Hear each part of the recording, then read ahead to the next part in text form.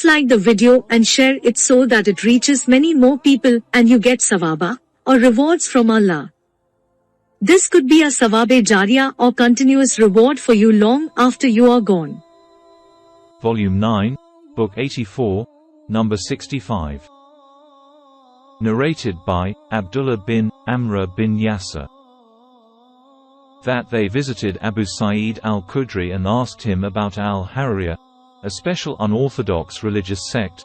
Did you hear the Prophet saying anything about them? Abu Sa'id said, I do not know what al-Haririya is, but I heard the Prophet saying, there will appear in this nation.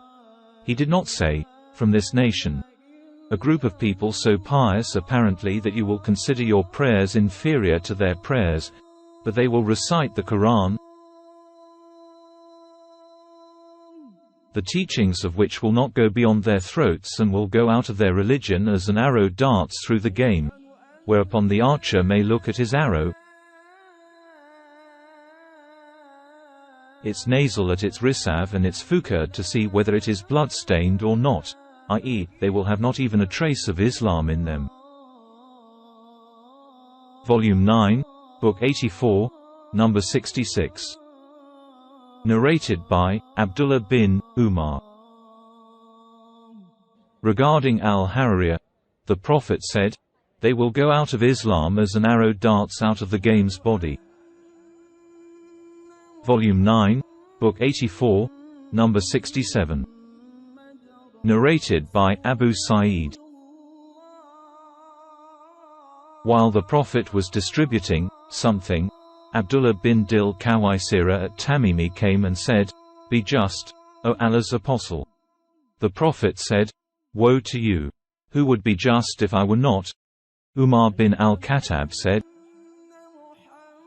Allow me to cut off his neck. The Prophet said, Leave him, for he has companions, and if you compare your prayers with their prayers and your fasting with theirs, you will look down upon your prayers and fasting, in comparison to theirs. Yet they will go out of the religion as an arrow darts through the game's body, in which case, if the qudar of the arrow is examined, nothing will be found on it, and when its nasal is examined, nothing will be found on it, and then its nadi is examined, nothing will be found on it. The arrow has been too fast to be smeared by dung and blood. The sign by which these people will be recognized will be a man whose one hand, or breast, will be like the breast of a woman, or like a moving piece of flesh. These people will appear when there will be differences among the people, Muslims. Abu Sa'id added, I testify that I heard this from the Prophet and also testified that Ali killed those people while I was with him. The man with the description given by the Prophet was brought to Ali. The following verses were revealed in connection with that very person, i.e., Abdullah bin Dil Kawaisira at Tanami, and among them are men who accuse you, O Muhammad, in the matter of the distribution of the alms. 9.58. Volume 9, Book 84, Number 68. Narrated by Yusuf bin Amr. I asked Sa'al bin Hunayf, Did you hear the Prophet saying anything about al-Khawri? He said, I heard him saying while pointing his hand towards Iraq. There will appear in it, i.e., Iraq, some people who will recite the Quran but it will not go beyond their throats, and they will go out from, leave, Islam as an arrow darts through the game's body. Volume 9, Book 84, Number 69.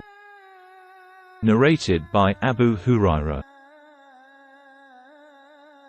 Allah's Apostle said, The hour will not be established till two huge groups fight against each other, their claim being one and the same. Volume 9, Book 84, Number 70. Narrated by Abdullah.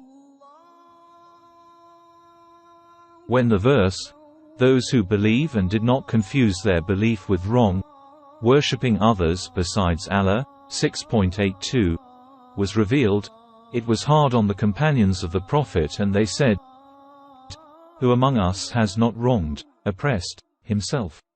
Allah's apostle said, "The meaning of the verse is not as you think, but it is as Luqman said to his son, 'O my son, join not in worship others with Allah. Verily, joining others in worship with Allah is a great wrong indeed.'" 31.13. Volume 9, Book 84, Number 71. Narrated by Itban bin Malik. Once Allah's apostle came to me in the morning, and a man among us said, "Where is Malik bin Ad-Dukshan?" Another man from us replied, "He is a hypocrite who does not love Allah and his apostle." The Prophet said, "Don't you think that he says, 'None has the right to be worshipped but Allah, only for Allah's sake'?"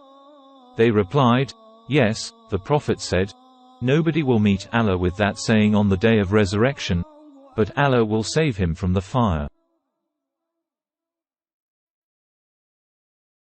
Volume 9, Book 84, Number 72. Narrated by Unknown. Abu Abdur-Rahman and Hibban bin Ashia had a dispute. Abu Abdur-Rahman said to Hibban, "You know what made your companions, i.e. Ali, dare to shed blood?" Hibban said, "Come on. What is that?" Abdur-Rahman said, "Something I heard him saying." The other said, "What was it?" Abdur-Rahman said, "Ali said, 'Allah's apostle sent for me, Az Zubair and Abu Marthad, and all of us were cavalry men, and said, proceed to Raudat Hajj.' Abu Salama said that Abu Awana called it like this, i.e., Hajj, where there is a woman carrying a letter from Hatib bin Abi Balta to the pagans of Mecca. So bring that letter to me." So we proceeded riding on our horses till we overtook her at the same place of which Allah's apostle had told us. She was traveling on her camel. In that letter Hatib had written to the Meccans about the proposed attached of Allah's apostle against them. We asked her, "Where is the letter which is with you?" She replied, "I haven't got any letter." So we made her camel kneel down and searched her luggage, but we did not find anything. My two companions said, "We do not think that she has got a letter." I said, "We know that Allah's apostle has not told a lie." Then Ali took an oath saying, "By him by whom one should swear, you shall either bring out the letter or we shall strip off your clothes." She then stretched out her hand for her girdle, round her waist, and brought out the paper, letter. They took the letter to Allah's apostle. Umar said, "O Allah's apostle, Hatib has betrayed Allah, his apostle and the believers. Let me chop off his neck." Allah's apostle said, "O Hatib, what obliged you to do what you have done?" Hatib replied, "O Allah's apostle, why, for what reason, should I not believe in Allah and his apostle?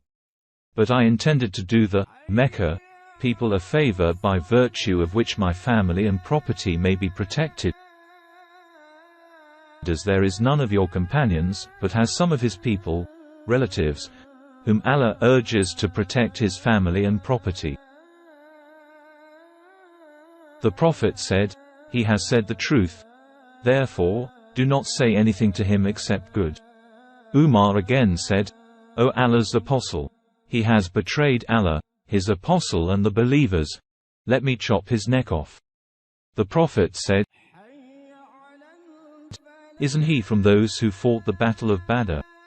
And what do you know, Allah might have looked at him, Badr warriors, and said to them, 'Do what you like, for I have granted you paradise.'"